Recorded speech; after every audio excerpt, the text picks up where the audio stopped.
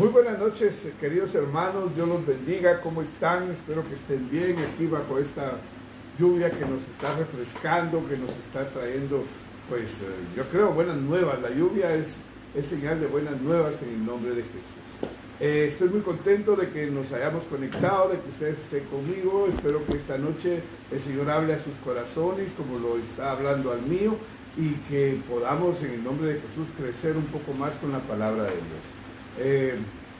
Vamos a iniciar. Yo quisiera que empezáramos con una oración por las personas que en este tiempo están enfermas de COVID, para que nos pongamos solidarios con ellos en el nombre de Jesús y oremos por todos aquellos que han sido afectados económicamente en este tiempo.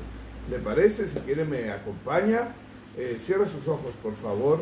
Padre, en el nombre de Jesús, esta noche, Dios Todopoderoso, venimos ante ti confiadamente porque estamos seguros que la sangre de Cristo nos da la oportunidad de venir delante de ti. Nos abrió el camino, el sacrificio de nuestro Señor Jesucristo, y por eso venimos a pedirte, Señor, específicamente por las personas que están enfermas de COVID, Señor. Este coronavirus que ha venido a afectar al mundo y especialmente a nuestros hermanos guatemaltecos, Señor, yo quiero pedirte que tu mano de sanidad toque sus vidas, donde ellos se encuentren, en los hospitales o en sus casas, Señor.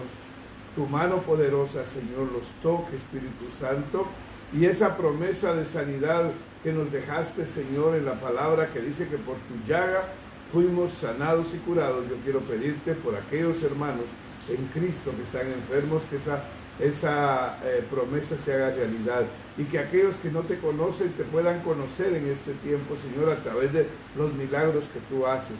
Gracias, Señor, por las familias que los cuidan, por las familias que se preocupan por ellos. Te pedimos que los fortalezcas esta noche en el nombre de Jesús.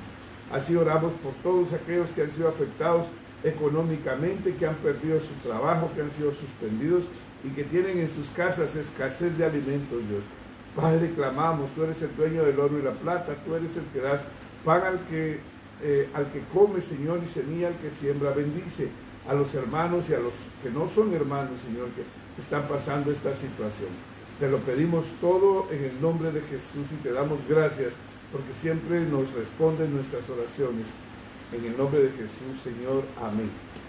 Bueno, hermanos, vamos entonces a iniciar nuestro mensaje de la palabra. Yo quisiera pedirle que usted vaya allí al libro de Mateo, al Evangelio de Mateo, al capítulo número 9 y al versículo número 9, en el nombre de Jesús. Si usted tiene su Biblia ahí a la mano, ábrala. Recuerde que es importante que leamos la palabra juntos. Cuando esté listo me dice amén, gloria a Dios. Si usted ya está ahí listo, voy a pedirle que hagamos nuestra confesión de fe juntos.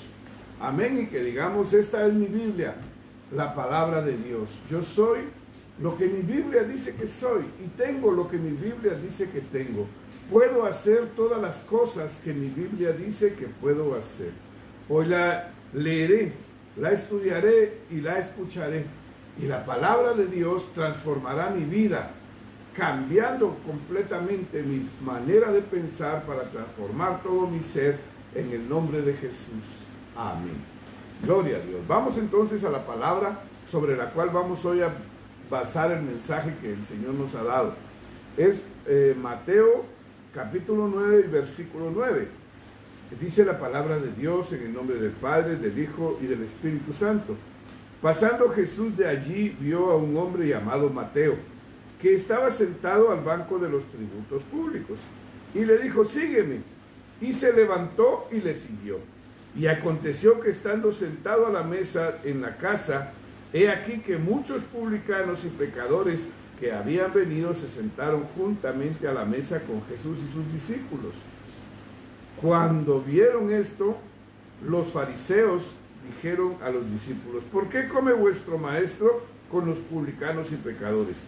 Al oír esto, Jesús les dijo: los sanos no tienen necesidad de médico, sino los enfermos. Id pues y aprended lo que significa misericordia quiero y no sacrificio. Porque no he venido a llamar a justos, sino a pecadores al arrepentimiento. Padre, en el nombre de Jesús, esta noche queremos pedirte, mi Dios, que tu palabra, Señor, que es viva y eficaz, más cortante que toda espada de doble filo, Señor, sea tomada por tu mano, Espíritu Santo, y penetre en nuestras vidas, Señor. Que tu palabra llegue a lo profundo, ahí en las médulas, donde nace la vida, Señor, y se haga vida en nosotros, Padre Celestial. También te pedimos, mi Dios Todopoderoso, que no haya ningún estorbo para que la palabra cumpla su propósito, Señor. Que no haya pensamiento de hombre ni motivación humana que estorbe el cumplimiento de la palabra que tú has enviado esta noche. Te damos gracias y te pedimos que todo se desarrolle conforme a tu voluntad, la que es buena, agradable y perfecta, y por lo tanto será de bendición y edificación para nuestras vidas, en el nombre de Jesús. Amén. Este pasaje en las Biblias, si tú lo lees, en tu Biblia te significa o tiene un nombre, dice el llamamiento de Mateo, en otras dice el llamamiento de Leví. Cuando hablamos en Marcos y en Lucas dice el llamamiento de Mateo, el llamamiento de Leví, y en Mateo sí dice el llamamiento de Mateo. Este pasaje es un pasaje muy rico que hoy debe de venir y edificar nuestra vida, debe de traer a nosotros un mensaje muy especial que nosotros debemos de conocer en este tiempo. Lo más importante, yo creo, es que nosotros entendamos lo que significa seguir a Jesús, lo que significa el llamado de Jesús y el propósito que Él tiene para nosotros. Que entendamos además el proceder de las personas para que podamos nosotros tomar el control y manejarlo de la forma y de la manera más adecuada, sin que esto estorbe nuestro caminar en Cristo.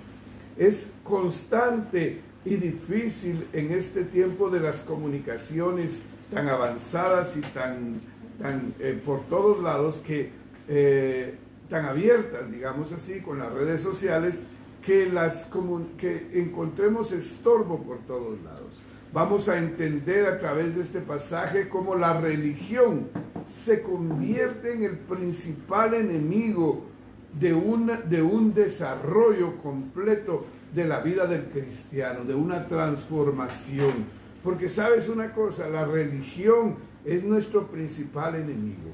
La religiosidad. Y cuando te hablo de religión, no te hablo de una especial que está caracterizada por sus ritos, por todo lo que tiene establecido. La religión en sí es el conjunto de actitudes, de ritos, de premisas que se dan son dadas por válidas y que se tienen que cumplir para que tú puedas aparentemente acceder a la deidad. Cuando te digo la deidad es porque todas las religiones tienen ese conjunto de normas y reglas. Recuerdo que el pastor Campoyo nos decía en alguna ocasión que la religión es como buscar alcanzar la luna con una escalera. Por más grande que tú la pongas, nunca vas a lograr alcanzarla. Sin embargo, cuando nosotros eliminamos la religión y nos concentramos en Jesús, como dice su palabra en Hebreos, ponemos los ojos en Él, en el hacedor y consumador de la fe. Cuando nuestra mirada está puesta en Él únicamente y nos concentramos en correr esa carrera conforme al llamamiento que Él nos ha hecho, seguramente nuestra vida va a ser mucho más sencilla, aun cuando las tribulaciones sean difíciles, aun cuando los obstáculos sean grandes, nuestra vida va a ser más sencilla de llevar en el nombre de Jesús, porque seguro estaremos con la claridad en nuestro corazón de que vamos con Él y que Él nos lleva de la mano y que el camino que hemos emprendido, aún con dificultades, es un camino de victoria en Cristo Jesús. Eso es importante. Rompe la religión, sácala de ti. Tienes que nacer de nuevo. No podemos vivir. Mira, yo creo, lamentablemente, hay mucha gente en la iglesia de Cristo que no ha nacido de nuevo. En realidad no ha nacido de nuevo porque todavía trae los resabios de la religión con él y la viene a practicar acá. Y acá no es un lugar donde practiquemos una religión. No te cambiaste de religión. Por eso es que tú escuchas a la gente decir, no, yo católico, nací católico, me muero. Sí, esa es una premisa religiosa. Yo nací, no sé cómo nací, pero lo seguro es que nací de nuevo cuando conocí a Jesús. Y en el caminar me he dado cuenta que no hay cosa más hermosa que haberlo conocido y poder tener una relación con Él.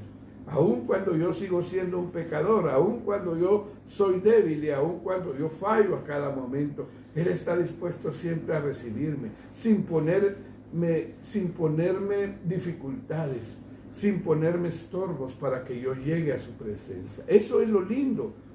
Por eso es que hablamos de tener una relación con Dios, una relación con Jesús. ¿Qué se trata de tener una relación? Es aquella relación abierta en la que tienes la libertad de poder hablar con la otra parte. Es esa conversación en la que tú puedes expresarte sin que eso estorbe tu relación. Es ese momento en el cual puedes hablar con libertad sin tener que encuadrarte en nada. Por eso yo soy muy enemigo, ese es mi punto de vista, yo te lo transmito, de esa gente que me manda cadenas. Si oras, esta oración la oración es algo que nace de tu corazón. Incluso los salmos los leemos y los podemos recitar creyéndolos, pero no como una base sobre la cual se levanta tu relación con el Señor. Los salmos son esos cantos, esas oraciones, esa parte linda donde nos da testimonio el salmista. El Espíritu Santo nos da testimonio de la grandeza de Dios. Por eso nosotros leemos el Salmo 91, pero no como algo estructurado, porque si yo leo el Salmo 91, seguro que el Señor me acuerda. No, lo que estamos recibiendo ahí es un testimonio, y lo leemos para creerlo, y lo proclamamos para que lo oigan las potestades y los principados adversos, y los principados y las potestades divinas también, para que escuchen en quién estamos confiando y cómo obra Él. Amén. No lo hacemos en una línea completamente religiosa. Pero vamos al mensaje que Dios puso hoy en nuestro corazón. Lo que tenemos nosotros que entender es lo rico del llamado de Jesús. Fíjate que dice que Jesús, cuando nosotros leemos los 3 evangelios donde está descrito este pasaje, en el contexto Jesús viene de hacer milagros. Jesús era una persona muy activa. Por eso ver a Jesús ahí con sus ojos dormilones y un Jesús pasivo no existe. Jesús era un hombre que se levantaba de mañana y él se levantaba predicando el evangelio. Él se sentaba a desayunar, no sé qué desayunaba porque no conozco los desayunos kosher, creo que son kosher, pero me imagino que Jesús tomaba su desayuno, se lo disfrutaba y ahí incluso desayunando les estaba enseñando a los discípulos. Como dice Juan al final en el capítulo 21, si escribiésemos todo lo que Jesús hizo o lo que dijo, no alcanzarían los libros, porque Jesús era una persona activa. Entonces ese día, en ese tiempo, Jesús había estado con Juan, con Pedro en la pesca milagrosa, y de una vez él había pescado a Juan, a Jacobo, a Pedro y a Andrés, se los había traído, y se había pasado al otro lado y se encontró un leproso y lo sanó, y luego llegó a casa de nuevo después estamos resumiendo porque la Biblia realmente resume y nos da testimonio de los pasajes más icónicos que el Señor quiere que conozcamos, que son los que nos interesan. Llegó a su casa, como platicamos hace unos días, y estando en casa la gente se le amontonó porque su fama se había dispersado por toda la región, y unos hombres agarraron un paralítico amigo de ellos y se lo llevaron con la esperanza que Jesús lo sanara. Y como no podían entrar, porque ha de haber sido difícil que entraran todos y que llevándolo a él cargado, porque tú sabes cómo son esas amontonazones, ¿verdad? Entonces se subió al techo, rompieron el techo y por allí lo bajaron. Y luego de ahí dice que se suben a una barca y van de nuevo al otro lado con un objetivo. El Señor quería enseñar algo y el Señor quería plasmar ahí su obra en una persona que a los ojos de la religión no valía la pena. Una persona que no merecía. No sé si tú te has encontrado con esa situación. Aquella gente que tú dices, ¿cómo va a ser eso? ¿Cómo puede venir eso para él? ¿Cómo Jesús se puede fijar? Ese no vale la pena. Gente que es menospreciada por nuestras actitudes religiosas. Y al decir nuestras, porque estoy seguro que todos caemos en esas. Ninguno puede en este caso tirar la primera piedra y decir, no, yo soy, no es cierto. Todos caemos en algo de eso y por eso este pasaje nos quiere enseñar el Señor Jesús a quiénes son a los que Él quiere como discípulos, a quienes está llamando. Incluso nos quiere mostrar qué quiere Él de nosotros en este tiempo y a dónde nos quiere llevar. Este tiempo terminó, hermanos. Yo quisiera que tú creyeras conmigo. Este tiempo terminó en el nombre de Jesús. Este reinado de terror, de miedo, terminó. Y tú le tienes que dar fin en tu corazón en el nombre de Jesús. Perdóname si tú estás muy afectado por esta enfermedad, si la enfermedad llegó a tu casa, o si alguien cercano a ti cayó en la batalla. Yo te digo, esta enfermedad terminó y el miedo no puede seguir haciéndome presa de nuestro corazón. Levantémonos, esforcémonos, seamos valientes y vamos para adelante creyendo que Jesús tiene el control. Amén. Este tiempo terminó, entonces vamos a salir en el nombre de Jesús. Y vamos a salir antes de lo que esa gente proclama, porque la lengua de esa gente está atada para que no siga maldiciendo a nuestro país, para que no se levanten a decir va a haber un montón de contagiados, va a haber un montón de muertos. Cállate la boca si quieres hablar eso y proclama que este tiempo terminó, que la enfermedad se manifestó la victoria de Cristo y que no seguirá afectando. Que así como hace un par de días yo vi que habían 800 contagiados y 900 recuperados, esa es la constante que viene, porque no es una constante que venga de hombre, ni es una constante que venga producida por lo que el hombre hace, es una constante que Dios trae. Si tú te das cuenta, en los últimos días ha pasado de todo. El hombre le pone cualquier pero y lo etiqueta de cualquier manera. Pero dime tú, 8 días antes de que declararan el semáforo, tú no tenías esperanza, ¿ya? El día que proclamaron el semáforo, la esperanza ¿cómo se llama? Se te menguó. Porque cuando empezaron a decir que según los números aquí, que según los números allá, dijimos, esto no cambia. A los 8 días arreglan la situación y nos dan los números verdaderos y vemos nosotros que las cosas van cambiando. Y ahora abrieron la situación. No, que la gente está ahí. No, yo no voy a salir. Los que salen se van a morir. Ese no eres tú, ese es el demonio hablando por ti. Porque tu palabra tiene poder. Como hablábamos hoy con Claudia, fuimos al mercado a hacer unas compras y veníamos para casa, pero se da uno cuenta que en la puerta del mercado hay personas de la tercera edad y niños afuera esperando porque no los dejaron entrar. ¿Cómo no los quieres dejar ir al colegio, pero si te los llevas a comer a McDonald's, si te los llevas al mercado? Es lo mismo, estamos locos, el temor nos ha cambiado la cabeza. Amén, la enfermedad existe y se va a quedar. Pero nosotros no le vamos a dar lugar en el nombre de Jesús. La sangre de Cristo tiene poder para vencer. Pues te estoy diciendo que todo esto porque el Señor Jesús tiene algo grande para nosotros. Y entonces dice que el Señor Jesús llegó ese día y viendo a Leví, un cobrador de impuestos.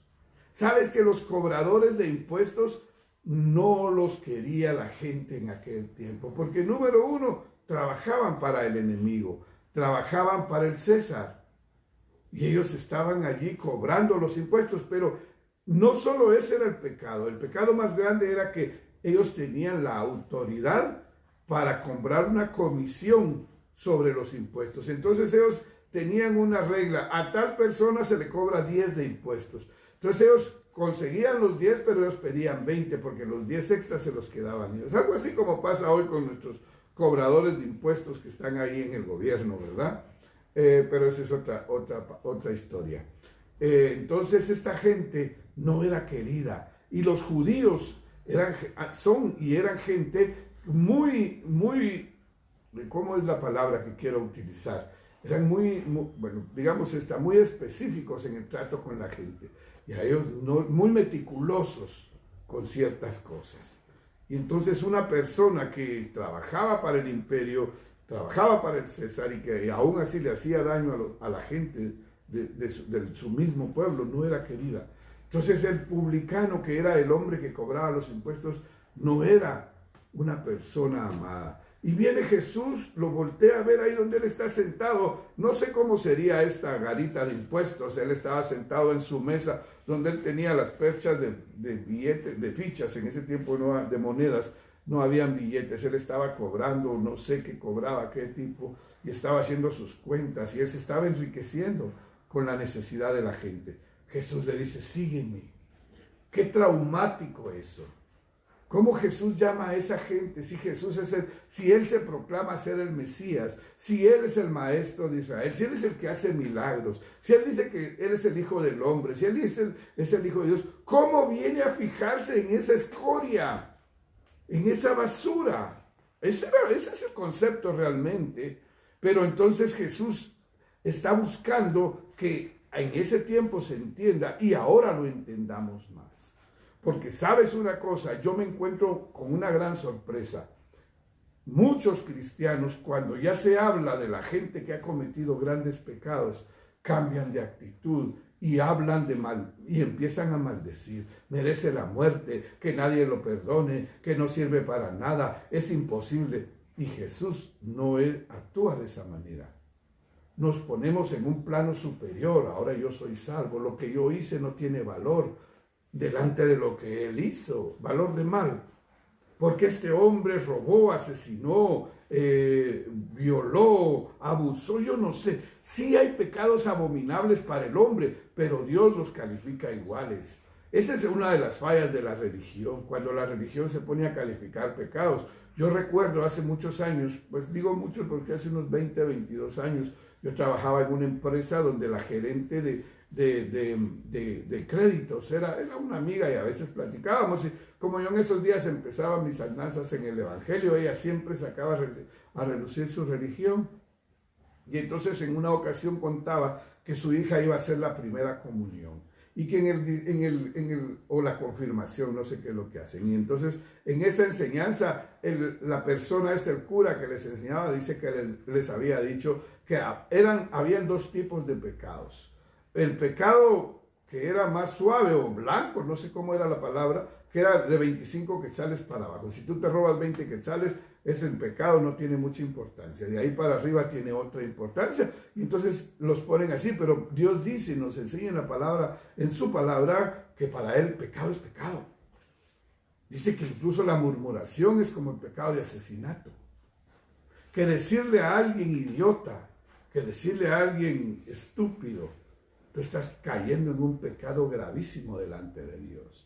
O sea, no hay cosas pequeñas y grandes. Pero ¿a qué me refiero? En el llamado a ese hombre, Jesús nos deja una enseñanza. Está llamando a un publicano, a alguien que no merecía misericordia según el hombre. ¿A cuánta gente tú has pensado que no merece misericordia? Has cortado tu mano de compasión porque crees que no la merece. Yo recuerdo en el curso que recibimos del Evangelismo 5 estrellas, se habla de la compasión y nos abre en la cabeza. Porque a veces tenemos aquello de que mi compasión va solo y sobre hacia aquellas personas que tienen necesidad. Al borrachito de la esquina, al drogadicto, que no es abusivo, porque el abusivo mejor ni le hablamos. O al mendigo. Solo ellos. Pero ¿qué hay de aquellos que están en una posición que hasta admiramos nosotros y no conocen a Jesús? Porque tienen dinero, ropa elegante, una posición buena, un bonito automóvil, no aplicamos nuestra compasión, la cortamos. Aunque lo hagamos de buena fe, la cortamos. Pero Jesús aquí nos muestra y dice, él llama a Mateo, a Leví, realmente como lo estemos viendo nosotros en cuál evangelio lo estemos estudiando, pero su nombre hebreo era Leví, posiblemente el nombre que Jesús le dejó fue Mateo, por alguna razón. Y entonces dice que pasa por ahí donde él está sentado y le dice, sígueme. Miren, esto es importante, cómo tú tienes que identificar el llamado de Dios. Hay mucha gente aquí que ha recibido el llamado de Dios, pero no se ha ido en pos de Jesús porque no valora el llamado, porque también le damos niveles al llamado. No, es que a mí me llamó, no, es que si Jesús te dice, sígueme, síguelo. Déjalo todo. Y cuando te dice déjalo todo, mira Mateo, lo primero que Mateo deja es esa posición privilegiada que él tenía, porque a pesar de que desde la óptica judía su posición era deleznable, era detestable, desde la posición de Mateo, desde la posición de la sociedad en sí, era una posición privilegiada. Sí, es como ahora, alguien ve a un político corrupto y habla de él cualquier cosa, pero cuando el político corrupto está cerca, se rinden y le rinden pleitesía. ¿Verdad? Hoy vimos nosotros cómo se inauguró con pompas y cohetes y todo, una carretera que tenía un largo de 500 metros y se tardó 4 meses, 2 meses en hacerla. Pero ahí está la gente abrazando al político porque es un gran hombre, pero a la vuelta están publicando en las redes sociales que los corruptos, así era. La posición de Mateo delante de la sociedad no era mala, era muy buena su posición económica, pero dice la palabra de Dios que el hombre era un publicano, ¿verdad? Y él, cuando Jesús le dice, sígueme, lo dejó todo y le siguió. Se levantó y lo siguió. Oye, escucha el llamado de Jesús. Sabes, para escuchar el llamado de Jesús no tienes que ser santo. Solo tienes que ser sensible a la presencia del Señor. Yo estoy seguro que lo eres. El día de ayer yo salí a la acera de la casa donde estábamos y estaba una vendedora de tostadas. Y hablé con ella y empecé a platicarle y vi cómo su corazón se contrajo, cómo su corazón se contristó y hablamos y entramos en la profundidad de su situación y ella terminó recibiendo a Cristo. Era en un momento en el que le sacaban un vuelto o le hacían sencillo un billete. Ella tenía necesidad y ella recibió el llamado. No sé cómo sería su vida o cómo será aún su vida, pero en ese momento es de escuchar que Dios te está hablando. Jesús le dice a Mateo, sígueme.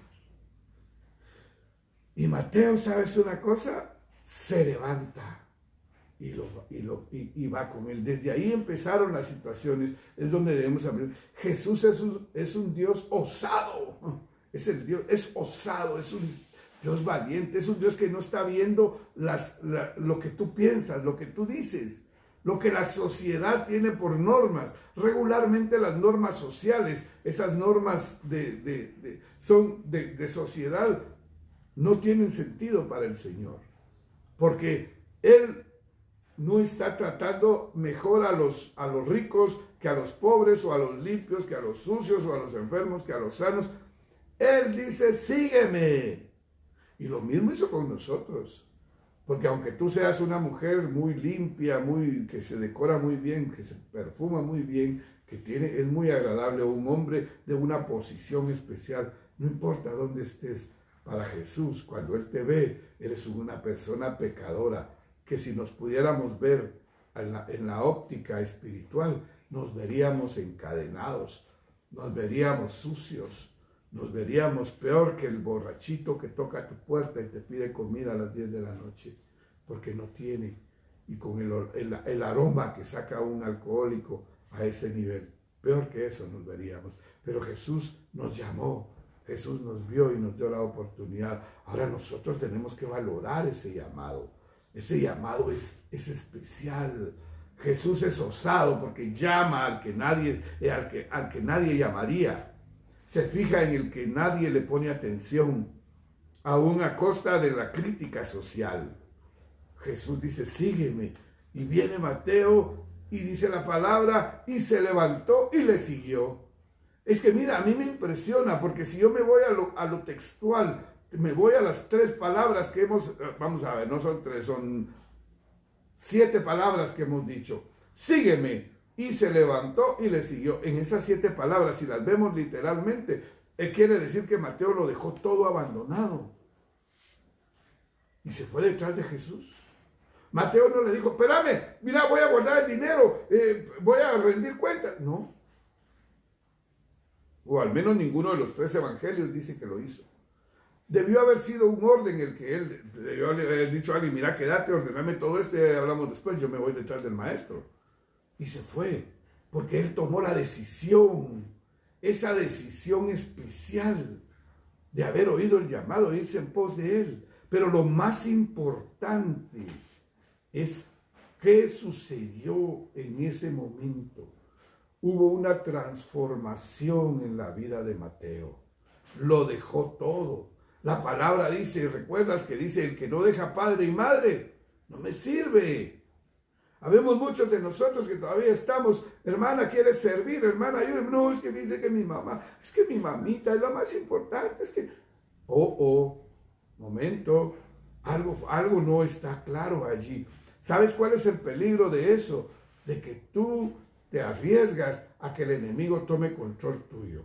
Hace unos años una familia llegó a la iglesia con nosotros y ellos venían de un contexto religioso muy grande y estuvieron allí y les estuvimos discipulando y todo, pero al final una de ellas, la mamá, un día tomó la decisión, se peleó con la persona que la había llevado a la iglesia, empezaron en diferencias y un día resultó que ella no llegaba. La fuimos a visitar, la llamamos, la invitamos, oramos por ella y su actitud había cambiado. Ella se regresaba a la religión porque ella no podía dejar el ídolo, porque la Mariita era para ella lo más importante. No nació de nuevo nunca, jamás nació de nuevo porque nunca quiso dejar eso. Eso es importante que tú lo veas. La palabra de Dios dice, el que toma el arado y voltea a ver, no me sirve, dice Jesús.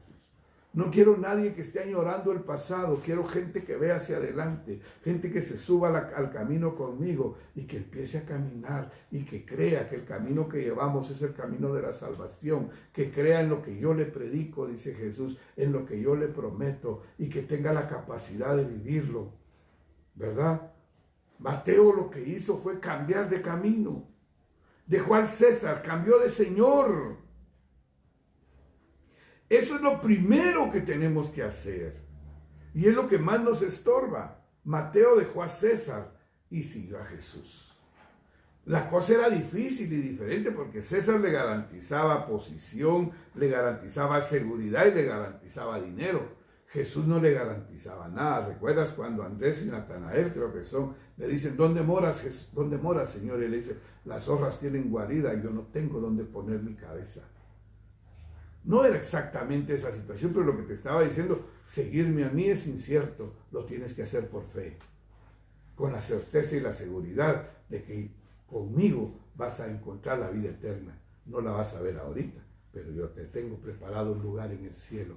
Conmigo vas a ser más que vencedor y esa victoria la voy a dar yo en el momento que yo la tome en la cruz del Calvario y resucite, les dijo a ellos. Y a nosotros nos dice, sígueme con la certeza de que yo estoy en control de todo, de que yo te voy a responder, de que yo voy a guardarte, de que yo te voy a cuidar, de que yo voy a pelear la batalla por ti y que tengo un lugar especial. Mateo le creyó. Pedro dice en Filipenses 3:8, todo lo tengo por basura. El haber sido educado a los pies de Gamaliel, el tener la ciudadanía romana, el ser un rabino respetado, el ser posiblemente el heredero de Gamaliel, yo lo tiré todo a la basura porque nada vale como vale el llamado que Jesús me hizo. Esa es la esencia de esa palabra que dice se levantó y le siguió. Sabes que ese se levantó tiene una connotación especial. Porque no cabe duda que no estaba en la posición, se elevó de posición, tomó una decisión, se levantó de ese lugar de comodidad, pero también de ese lugar de escarnio, de ese lugar de poder y se puso de pie. Y cuando seguís a Jesús, estás de pie, estás fuerte, vas para adelante. Y esa es la transformación, por eso dice Pablo, transformaos por medio de la renovación de vuestro entendimiento, pero sobre la premisa que dice, presentar tu cuerpo como sacrificio vivo. Esa es la clave. Cristo quiere hoy, el llamado que el Espíritu Santo hace a tu vida es levántate y sigue a Jesús. No estés volteando a ver. Jesús se va a encargar de tu mamá, de tu papá, de tus hermanos, porque Él tiene el poder. Y la promesa que te da dice, ninguno que deje papá o mamá por seguirme, hermanos, o lo que deje, no se va a quedar así. Todos van a recibir el doble o el triple cuando estén conmigo en el reino de los cielos. Ese es el llamado que Jesús te está haciendo. Y entonces, mira, la transformación se testifica. Él se levantó y lo dejó todo. Pero ya solo el hecho de levantarse cambió de posición, de esa posición pasiva, donde está sentado cómodo. Él se levantó y empezó a caminar con gallardía, con la seguridad de que iba con el Maestro, con lo que su corazón le daba, con el testimonio que el Espíritu Santo le dio. Él se transformó en un seguidor de Jesús, con sus ojos puestos en Jehová, el Todopoderoso, en el Hacedor y Consumador de la fe, nuestro Señor Jesucristo.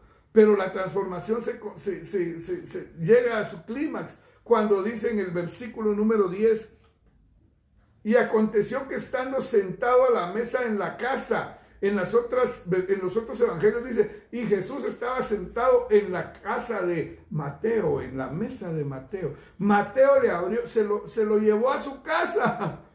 Lo siguió y le dijo, Señor, yo te sigo, venite, te invito a comer. Y mandó a hacer un churrasco de plano, una comida de esas especiales. Maten un chivo, maten un cordero, yo no sé. Sirvió vino, sirvió pan, había delicias allí. Porque Mateo tenía posibilidades. Y posiblemente esa cena era la que estaba sellando el momento. Y aunque no lo dice la Biblia, seguro Jesús ahí partió el pan y tomó el vino. Seguro que sí. Fue la última cena de Mateo como Leví para convertirse en Mateo.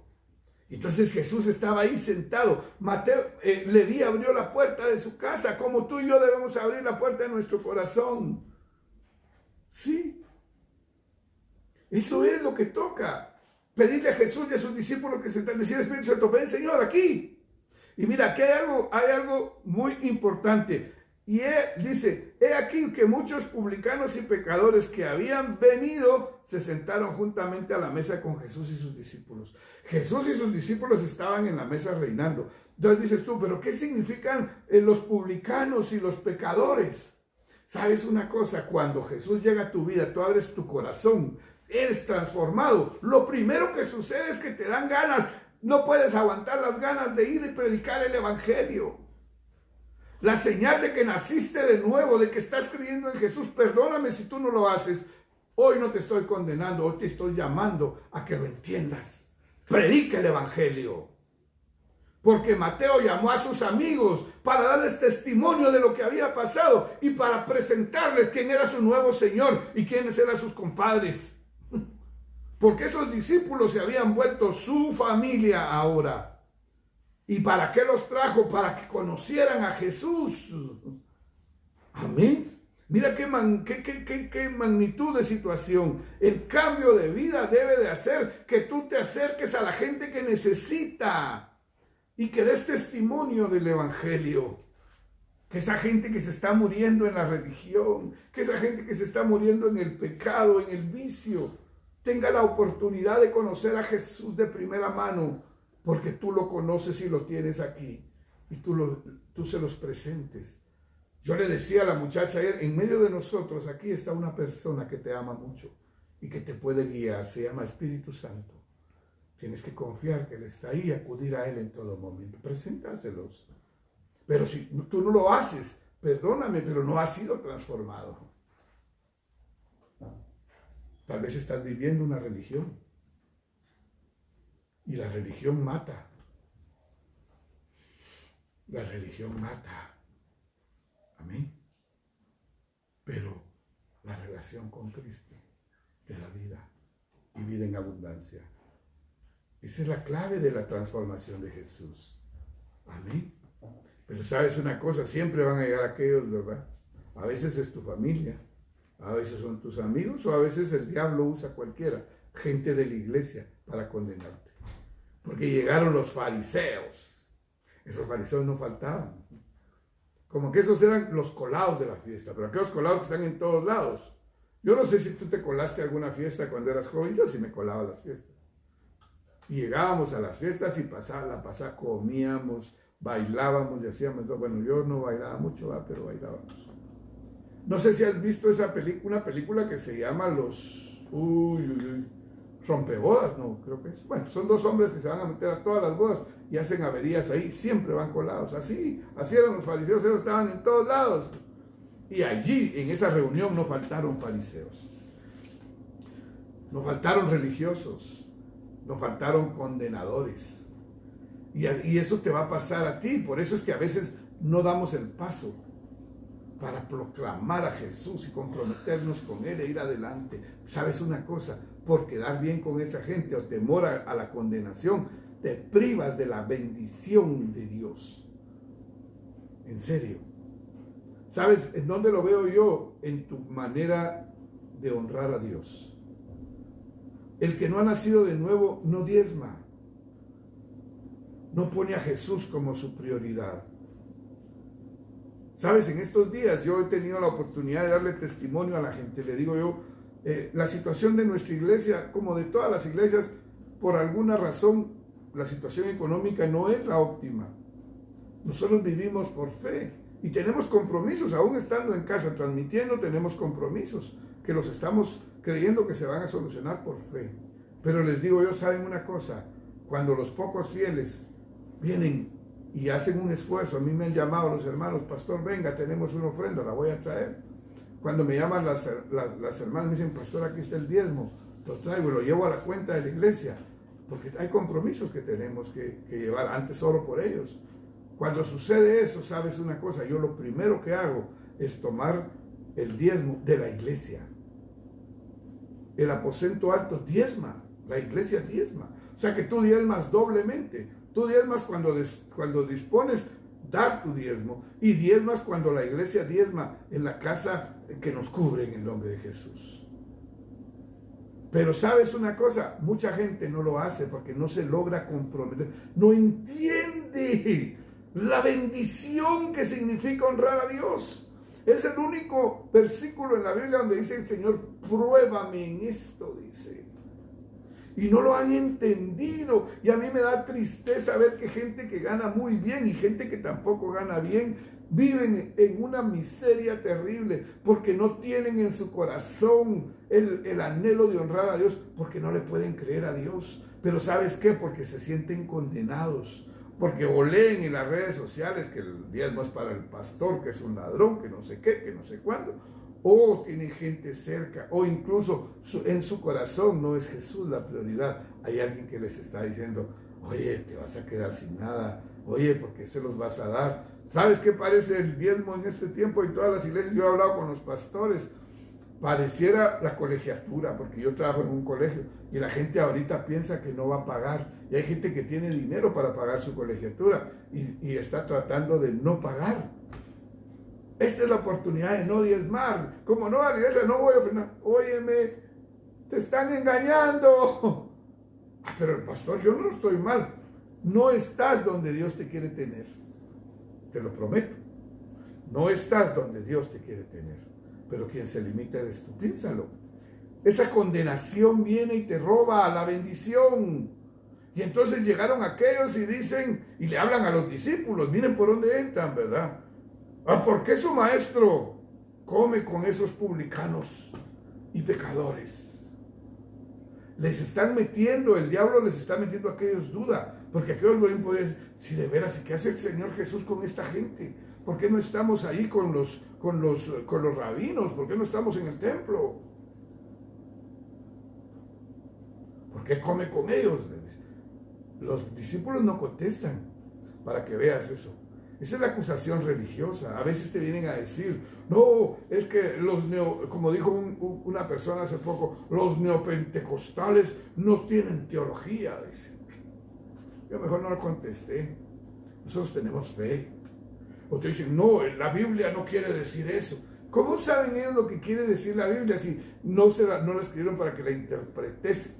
La escribieron para que la creas y la obedezcas. Esa es la condenación religiosa. ¿Qué hace tu maestro comiendo con publicanos y pecadores? Dice. ¿Qué hace tu maestro en eso? Y aquellos se quedaron callados. Lo peor es que los fariseos se los decían. Un rabino ahí con la barba larga, con los dos chocos acá y con un kepi, creo que se llama ahí. Ese es lo que les estaba diciendo. Y aquellos temblaban asustados. Entonces les dice el Señor Jesús, ¿Saben una cosa? Están equivocados. Yo no vine para ustedes los buenos. Yo vine para los que tienen necesidad. Claro que eso, cuando el Señor les dice, yo no vine dice, yo no vine por los sanos, o los sanos no van con el médico, sino son los enfermos. Al decir los sanos, Él no quiso decir que ellos estuvieran bien, fue irónico. Yo creo que Jesús era especial en eso, para darles duro a aquellos. No vine por ustedes ya están sanos, ya ustedes se salvaron. Cuando ven esa gente que te condena, ¿por qué se pintó? ¿Por qué se vistió así? ¿Por qué hizo tal cosa? ¿Por qué no? Déjalos, bueno, qué bueno. Suba hacia su nube y siga su camino directo. No sabemos si adentro de la nube hay una escoba, porque así es la religiosidad. Tú sé humilde y pon tu fe en el Señor. Que nadie te condene, que sea el Señor que te redarguya. Si no te estás vistiendo adecuadamente y sientes que no lo haces, es el Espíritu Santo que te está hablando. Pero yo no voy a tomar el papel del Espíritu Santo. Yo no te voy a condenar. Pero yo sé que Dios te habla o estás haciendo algo que no debes. Amén. Cuando estás ahí en la playa a las 10 de la mañana bronceándote un domingo y dices, pero ¿qué estará pasando en la iglesia? Es el Espíritu Santo el que te está diciendo, te equivocaste de lugar. Es otra historia. La condenación viene del diablo. Y entonces Jesús les dice, vayan y aprendan lo que significa misericordia quiero. Misericordia. Jesús dijo, bienaventurados los misericordiosos, los compasivos, porque ellos recibirán misericordia, porque ellos recibirán compasión.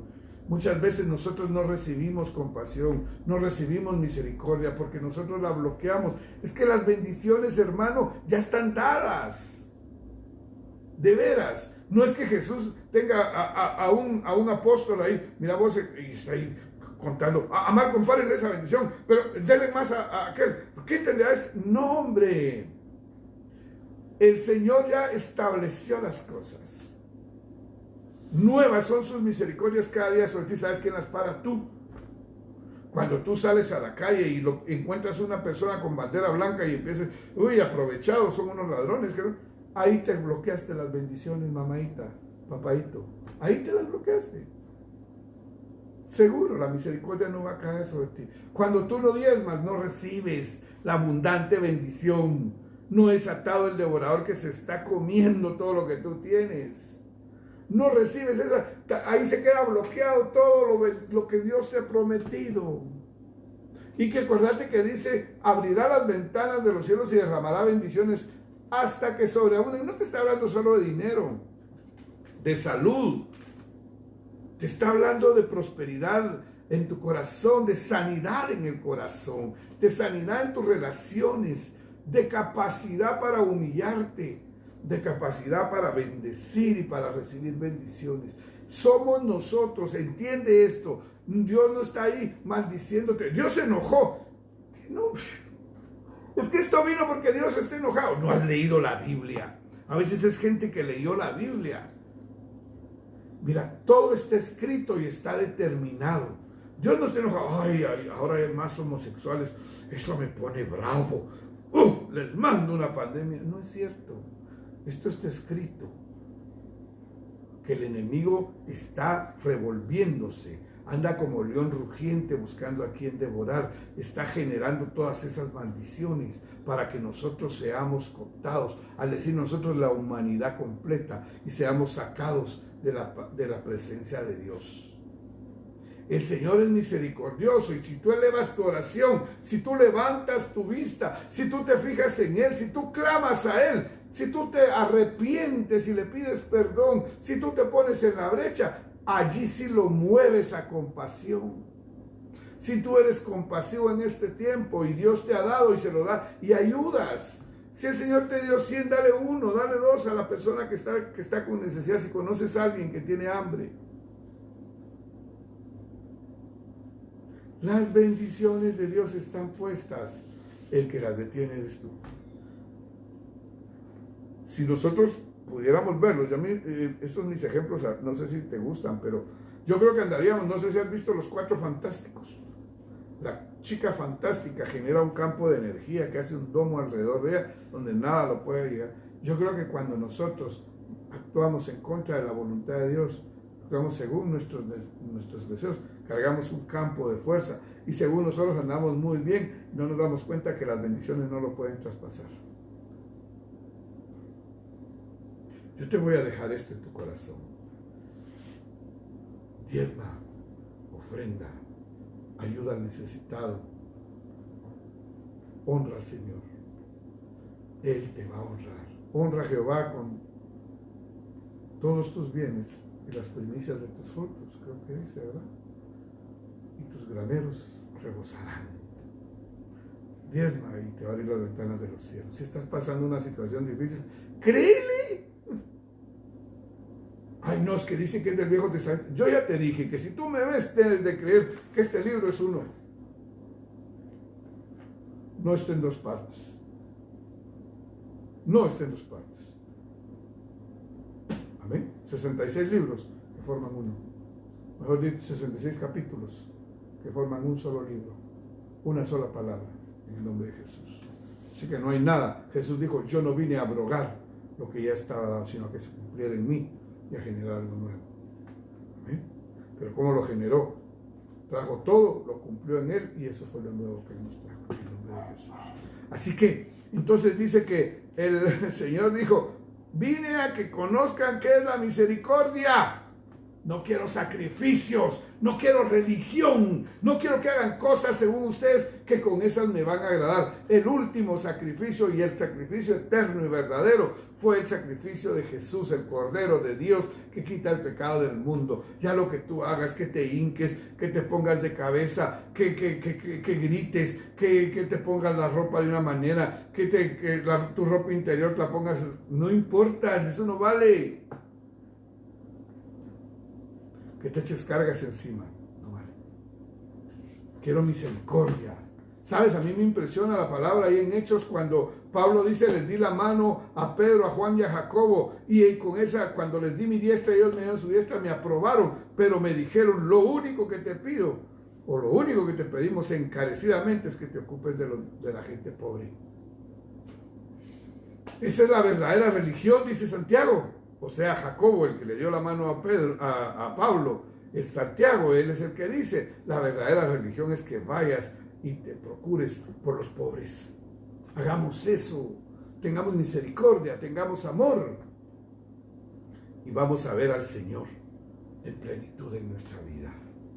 Y de último dice, yo no vine a llamar a justos, sino a pecadores, a que se arrepientan. Pecadores, no dice a los más o a los menos, pecadores, a que se arrepientan. El llamado de Jesús es al arrepentimiento. Y Mateo tomó el arrepentimiento. Mateo era Leví, se volvió Mateo. ¿Por qué? Porque esa es la clave. Pablo era Saulo y se convirtió en Pablo. Amén. Pedro era Simón y el Señor lo convirtió en Pedro. Eso es quién eras tú y quién eres hoy.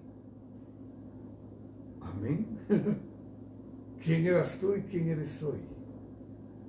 ¿O todavía te sigues llamando igual? Piénsalo. Clámale a Dios y Él te revelará tu nombre en el nombre de Jesús. Es un nombre que significa bendición. Es un nombre que significa bondad y amor.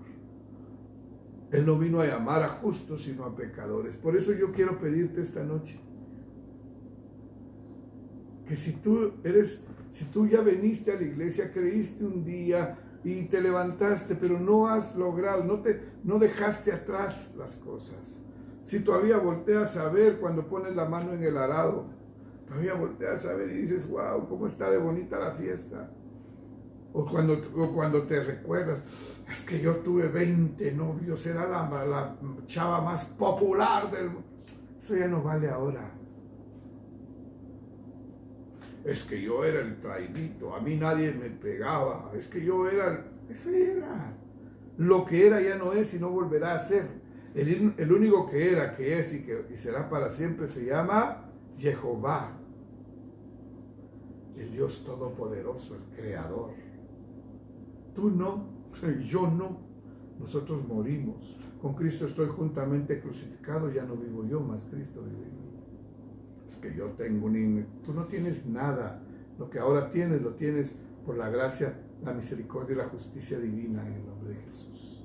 Entonces yo te quiero pedir que si tú estás ahí y eres un cristiano, salte de esa silla en la que estás sentado, porque puede ser que la silla en la que te sientas no sea la silla de los tributos, sino la silla de los escarnecedores, de aquel que le hace daño al prójimo. Ese es el escarnecedor de Salmo 1, el que le hace daño al prójimo. Lo puedes interpretar como el burlón, pero también lo puedes interpretar como el malvado, como el justiciero, como el del juicio. Amén. Levántate de esa silla, déjala atrás, esa comodidad, y sigue a Jesús. Levanta tus ojos y mira a Jesús, el hacedor y consumador de la fe. Así como Esteban levantó su vista cuando recibía las pedradas, vio que los cielos se abrieron y vio a Jesús sentado en el trono. Y como Jesús se ponía de pie para verlo. Pon tu mirada en Él. Este es el tiempo de que vuelvas. Cambia de Señor, ya basta. Solo hay un Señor, solo hay un nombre, y ese nombre se llama Jesús. Fue el único nombre que nos fue dado a los hombres, delante del cual toda rodilla debe doblarse y toda lengua debe confesar que Él es el Señor, que Él es Dios, en la tierra, en el cielo y debajo de la tierra. Amén. Eso es. Ese es el llamado esta noche. ¿Cómo lo vas a hacer? Arrepintiéndote. Igual, si tú no lo conoces, tú estás pecando todavía, tú andas por allí con cualquier cosa en la cabeza o en el corazón, arrepiéntete.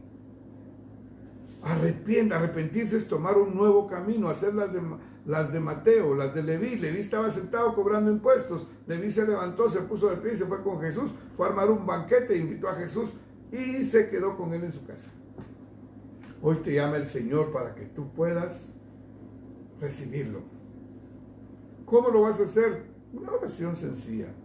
Esta oración solo te guía en la magnitud de lo que está pasando. Tú la tienes que entender para que después de esa camines de otra manera.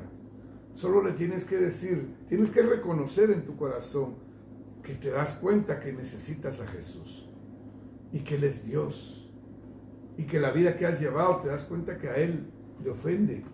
No es para lo que Él te hizo. Y le pides perdón y dile: Señor Jesús, di conmigo, Señor Jesús, hoy me doy cuenta que estoy sentado en la silla equivocada, que estoy atendiendo al Señor equivocado, sea mi madre, sea mi jefe, sea mi presidente, sea el dinero, sea mi posición social. Ese señorío lo echo fuera de mi vida, renuncio a él y te pido perdón por no haberte reconocido antes y haber pecado con mis acciones. Pero hoy, arrepentido o arrepentida, Señor, yo quiero pedirte que vengas a morar a mi vida.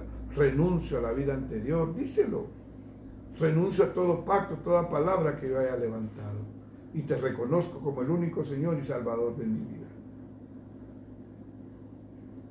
Gracias, Señor, porque en el nombre de Jesús me has perdonado.